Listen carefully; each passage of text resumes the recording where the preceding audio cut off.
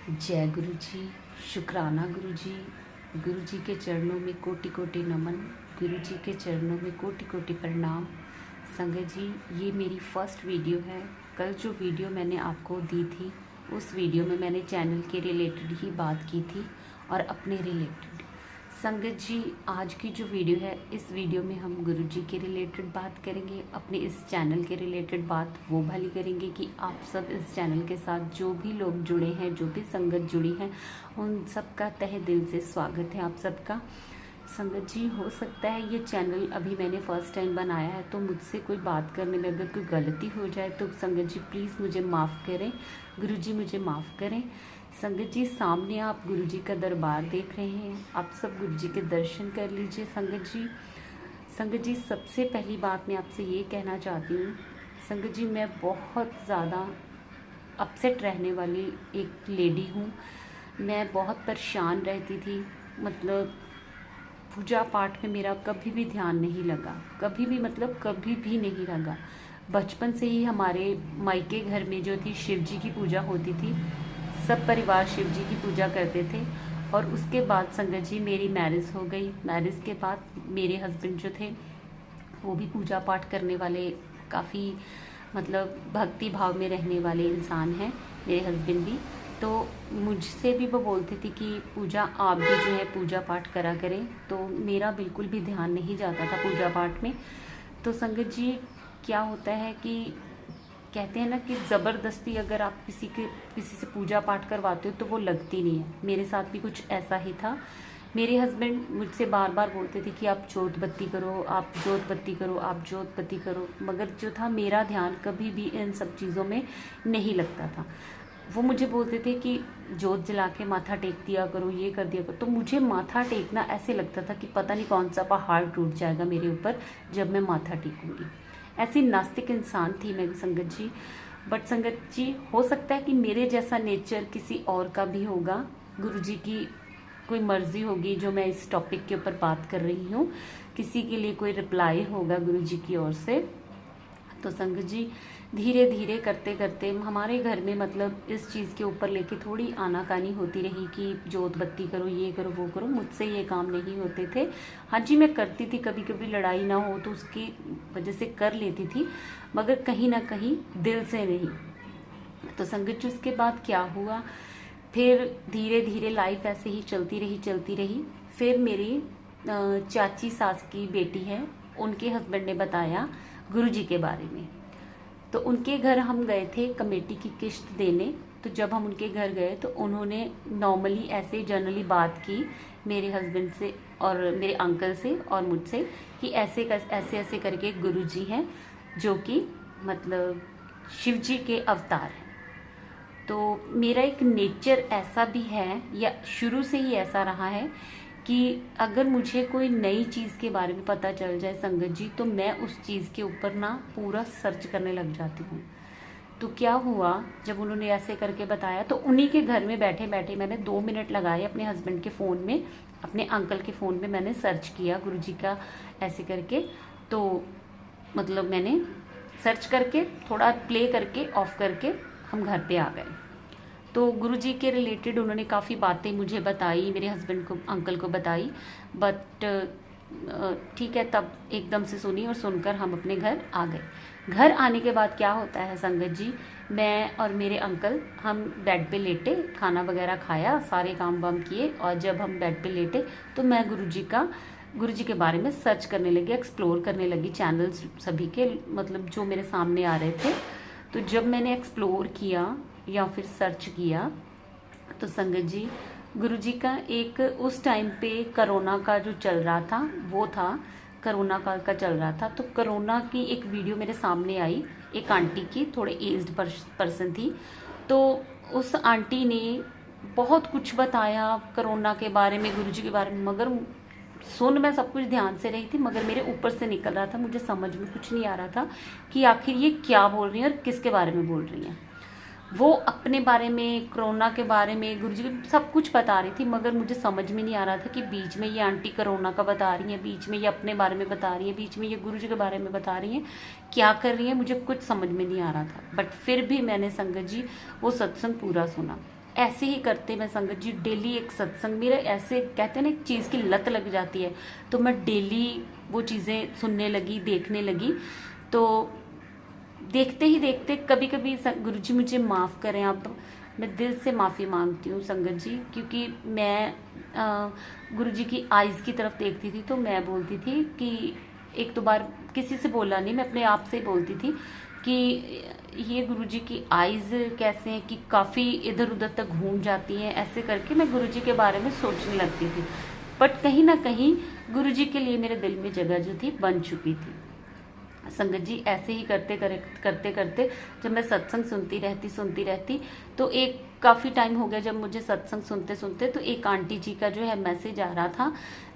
तो वो मैसेज जब मैंने उन्होंने भी अपने ऐसे ही सत्संग सुनाए उस वीडियो में, तो उसमें थोड़ा सा मुझे ऐसा समझ में आने लगा कि जो ये लोग बताते हैं वो गुरुजी के ही सत्संग सुनाते हैं, जो उनके साथ गुरुजी से जुड़ने के बाद सत्संग होते हैं वो उन चीज़ों के ऊपर बात बताते हैं। तब मुझे वो पहले वाला सत्संग कोरोना टाइम का एक आंटी का याद आता है कि वो आंटी किसी के बारे में नहीं, वो अपने ही सत्संग थे जो हमने शेयर करी थी हमारे साथ। तो संगत जी सेम ऐसे ही मैं सुनती रही तो गुरुजी की कृपा हुई। मतलब मैंने कोई भी घर का काम किया, मैं अभी गुरुजी के बारे में कुछ भी ऐसा नहीं जानती थी कि किसी से लाइव बैठ के मैंने बात नहीं की, कोई मुझे गुरु संगत नहीं मिली लुधियाना में, तब जब मैं नए नए गुरुजी के सत्संग सुनने लगी थी। तो संगत जी ऐसे ही फिर मेरी चाची सास की बेटी, छोटी बेटी किरना, तो क्या हुआ उनके साथ, मतलब मैंने अपने हस्बैंड से बोला कि एक जलंधर में मतलब गुरुजी का मंदिर भी है जलंधर में, तो हमें वो ही नज़दीक पड़ेगा, तो मुझे वहाँ पे जाना है। तो मेरे अंकल ने मना नहीं किया कि नहीं जाना है, उन्होंने अपने लैपटॉप पे ऊपर सर्च किया जलंधर मंदिर के बारे में, तो उनको प्रॉपर एड्रेस वगैरह जो मिल गया। एक अंकल का नंबर भी उसमें था, वो नंबर उन्होंने निकाला और उस पर कॉल की, तो उससे पता चला कि अभी मंदिर जो है इस टाइम नहीं खुलेगा। तो उन्होंने कोई रैंडम, मुझे भी याद नहीं है, कोई टाइम दिया कि तब खुलता है। तो संगत जी वो मंदिर खुला। मैं अपनी चाची सास की बेटी किरना से फ़ोन पे बोल रही हूँ कि किरना हमें ना गुरुजी के दरबार जाना है, मुझे भी जलंधर। तो बड़ी खुश हुई वो भी, उन्होंने बोला हाँ जी मैं भी चलूँगी साथ में, हम दोनों चलेंगे। तो संगत जी फर्स्ट टाइम गुरुजी ने मुझे अपने दरबार में, जलंधर दरबार में हाजिरी लगाने का मौका दिया, या मुझे अपने दर्शनों का मौका दिया। संगत जी कहते हैं ना कि कभी कभी इंसान किसी चीज़ों से ऐसे परेशान होता है कि हमें ना जल्दबाजी रहती है कि ये चीज़ फटाफट से हमें हो जाए या वो चीज़ हमें फटाफट से मिल जाए। कहते हैं ना कुछ ऐसा ही मेरे अंदर भी चल रहा था। तो हम जब घर से निकले, तो जब हमने जलंधर में बस चेंज की, बीच रास्ते में बस हमारी बीच में ही हमें चेंज करनी पड़ी, क्योंकि लुधियाना से तो सीधी जलंधर की मिल जाती है, मगर हमें पता नहीं गुरुजी की मर्जी होगी तो बीच में ही बस जो है चेंज करनी पड़ी हमें। हमने चेंज की, बस में जब हम चढ़े तो एक सीट खाली थी, ऑलमोस्ट बस सारी जो थी फुल थी, एक सीट खाली थी एक लेडीज लड़की के पास। तो वो उस पर बैठी, मैंने अपनी चाची सास की बेटी को बोला किरना कि आप यहाँ पे जो है बैठ जाओ, मैं कोई बात नहीं खड़ी रहती हूँ। तो मुझे क्या था 2 मिनट 3 मिनट हार्डली मैं खड़ी रही होंगी, तो मुझे भी पिछली सीट में एक आंटी के साथ सीट मिल गई। जब मैं खड़ी थी तो जिसके पास मैंने अपनी चाची सास की बेटी को बिठाया था, उस लेडीज़ ने अपना पर्स खोला और उसमें से गुरुजी का ब्रेसलेट स्वरूप निकाल के उनकी कलाई में डाल दिया। तो मतलब वो बड़ी खुश हुई मेरी चाची सास की बेटी कि वाह गुरुजी ने तो मुझे ब्लेसिंग दी। होता है ना कि मुझे भी ऐसा था कि शायद वो मुझे भी देंगी, बट उन्होंने मुझे नहीं दी। तो मेरा दिल कहीं ना कहीं उदास हो गया कि ये मुझे तो ब्लेसिंग भी नहीं मिली ही नहीं। तो मैं अपने दिल में सोचने लगी, मैंने किरणा को बिठा दिया, अगर मैं आप बैठ जाती तो ये ब्लेसिंग मुझे मिल जाती। हुआ ना कि हम मतलब हम लोग जल्दबाजी में आ जाते हैं, तो मेरे साथ में भी कुछ ऐसा ही हुआ। तो मुझे नाराज़गी नहीं थी उन सब से, बट अपने आप में था कि ऐसा मेरे साथ क्यों हुआ। चलो कोई बात नहीं, मन में कहीं ना कहीं ये निराशा सी मेरे दिमाग में चलती रही जाने से लेके आने तक। तो जब हम दरबार में पहुँचे हैं तो दरबार में एक खिड़की है जिसमें एक ब्लैक मिरर सा छोटा सा लगा हुआ है। बंद थी वो खिड़की, उसी बंद थी शायद खुली थी, मुझे अभी कुछ इतना याद नहीं है। तो उसमें एक फ्लावर रखा हुआ था गुलाब का। तो सभी लोग उस खिड़की से माथा टेक के बस इधर से अंदर जा रहे थे और माथा टेकने के बाद घूम के बाहर आ रहे थे। इतना सा ही हमें टाइम लगा और मेरे मन में आ रहा था भी इतनी दूर आए और गुरुजी के दरबार के दर्शन, गुरुजी के एक स्वरूप के भी दर्शन नहीं हुए। कहते हैं ना कि गुरुजी तो कण कण में हर जगह है, कि कहीं आपको स्पेशल गुरुजी के दरबार में अंदर जाने से ही गुरुजी की ब्लेसिंग्स नहीं मिलती, उनके दर्शन नहीं होते। आपको बाहर घर से ही जब आप अपने निकलते हो तभी गुरुजी आपके साथ ही अंग संग आपके साथ चलते हैं। तो संगत जी ऐसे ही हुआ कि मैं भी वहाँ से हम निकले, हम बैठे, मेरे दिमाग में वही बात बार बार घूम रही थी कि मुझे ब्लेसिंग नहीं मिली, मुझे ब्लेसिंग नहीं मिली। तो मैं अपने मन में ही गुरुजी को बोल रही थी, गुरुजी मतलब मुझे तो ब्लेसिंग नहीं मिली। तो ऐसे ही जब मैं सत्संग सुनती थी तो उसमें सुन रखा था मैंने एक सत्संग में कि गुरुजी कहते हैं, गुरुजी की संगत कहती है कि गुरुजी अगर आपको ब्लेसिंग नहीं मिली तो वो आपके लिए कुछ बड़ा कर रहे होते हैं। तो शायद वो सत्संग मेरे दिमाग में सत्संग की बात आई और मैंने बात को आई गई कर दिया। तो संगत जी क्या होता है कि नेक्स्ट टाइम फिर हमें गुरुजी के दरबार दिल्ली में जाने का मौका मिलता है एक ईशा आंटी के साथ। तो उनकी बस में हम अपनी सीट जो है कंफर्म कराते हैं, मैं और किरना फिर से। तो संगत जी जब हम वहाँ पे मैं जाती हूँ तो वापसी में मुझे गुरुजी का बहुत अच्छे साइज़ का स्वरूप मिलता है, जिसमें गुरुजी का ब्लैक चोले वाला स्वरूप होता है, गुरुजी का येलो चोले वाला स्वरूप और छोटे छोटे और 2-3 स्वरूप नीचे की, और गुरुजी के सिग्नेचर स्वरूप, गुरुजी के चरण स्वरूप, एक में ही सब कुछ था।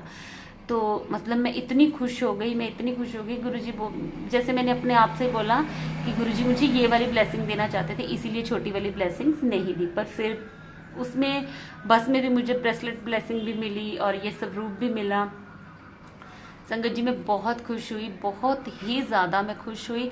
संगत जी उसके बाद क्या होता है, जब गुरुजी का स्वरूप हमारे घर में आ जाता है तो रात को हम, सच बताऊं मुझे बिल्कुल भी नहीं पता था कि जब गुरुजी का स्वरूप घर में आता है तो कड़ा प्रसाद बनाते हैं। मैंने कुछ भी नहीं बनाया, सिर्फ गुरुजी के आगे माथा टेका और गुरुजी को अपने मंदिर में स्थान दिया और उनको वहाँ पे विराजमान करवा दिया। तब मेरे पास सिर्फ गुरुजी का स्वरूप, मैंने फ्रेम भी नहीं करवाया था, एज इट इज़ ही मैंने रख दिया। और जब वो स्वरूप मैंने मंदिर में स्थापित किया संगत जी, तो रात को हम सोए, सुबह मेरे अंकल उठे तो उन्होंने बताया कि सुबह मुझे बता रहे हैं कि सबसे पहली बात ये कि जब मुझे गुरुजी के दरबार जाने में उन्होंने कभी नहीं रोका। मेरे अंकल ने ना जलंधर दरबार में ना डुगरी दरबार में कभी उन्होंने मुझे मना नहीं किया संगत जी, क्योंकि उनको ये था कि ये वैसे कोई धार्मिक काम नहीं करती, चलो अगर अच्छी जगह पे लगी, अगर इसका दिमाग कुछ अच्छी जगह पे लग रहा है तो अच्छी बात है, वो मुझे मना नहीं करते थे संगत जी।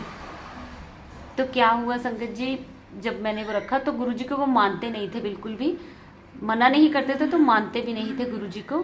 तो संगत जी क्या होता है कि सुबह उठे और उठते सार मुझे बोल रहे हैं कि पूजा जो गुरुजी का स्वरूप आप लेकर आए ना, वो वाले गुरुजी हमारे सबसे पहले हमारा मतलब किचन वाला एरिया आता था, लॉबी, उसके बाद हमारा रूम था और रूम हमारा काफ़ी बड़ा था। एक रूम था जिसमें हमने मंदिर का भी अटैचमेंट साथ में था और उस दूसरा रूम था जिसमें हमारा बेड वगैरह लगा हुआ था।